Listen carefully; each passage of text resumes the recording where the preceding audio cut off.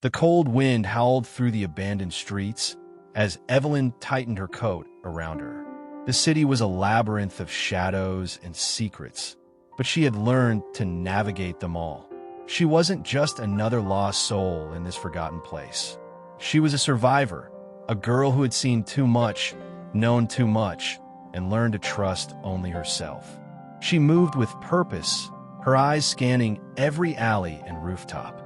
Evelyn's instincts were sharper than any weapon, her knowledge a shield against the unknown dangers lurking in the darkness.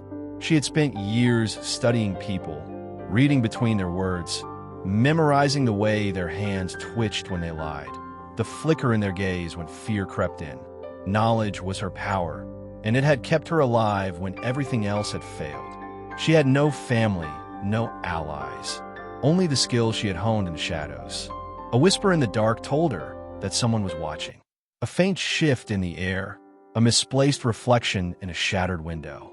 Someone was following her. But Evelyn never ran. She only planned. She turned a corner and disappeared into a doorway, pressing her back against the cold brick, waiting. The footsteps hesitated. A second of doubt, that was all she needed. She struck fast, her hand closing around the wrist of the man who had thought he was the hunter. "Who sent you?" she whispered, her voice sharp and quiet. The man barely had time to react before she twisted his arm, forcing him onto his knees. He wasn't just some street thief. His movements were too controlled, his stance too steady. A professional, which meant she was getting close.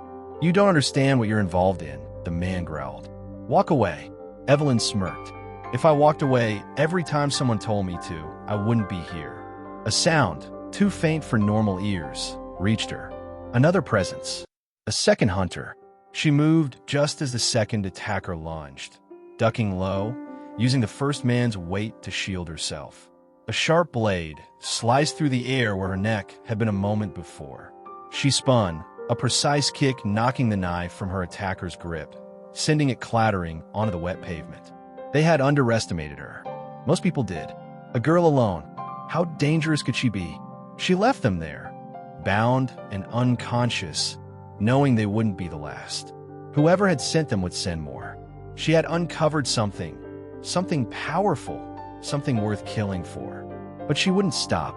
Evelyn knew too much, and now she had to uncover the truth before the truth buried her first. The city was a puzzle, its pieces scattered and hidden in whispers, coded messages, and stolen documents. She would find them all, because Evelyn was not just a girl who knew a lot. She was a girl who knew exactly how to survive. The rain fell in heavy sheets, drumming against the rooftops and pooling in the cracks of the city's worn-out streets. Evelyn pulled the hood of her coat lower, blending into the crowd as she made her way toward the train station. The whispers of danger still clung to her mind, an ever-present reminder that she was being hunted. As she entered the dimly lit station, her gaze swept over the faces of the waiting passengers. Some were weary, others impatient, but none seemed to be watching her, at least not directly. Still, she could feel the weight of unseen eyes tracking her every move. She purchased a ticket with cash, avoiding any digital trail. The name on the ticket wasn't hers, just another alias in the endless rotation of identities she used. She boarded the train, settling into a seat near the window, her back against the cold metal frame.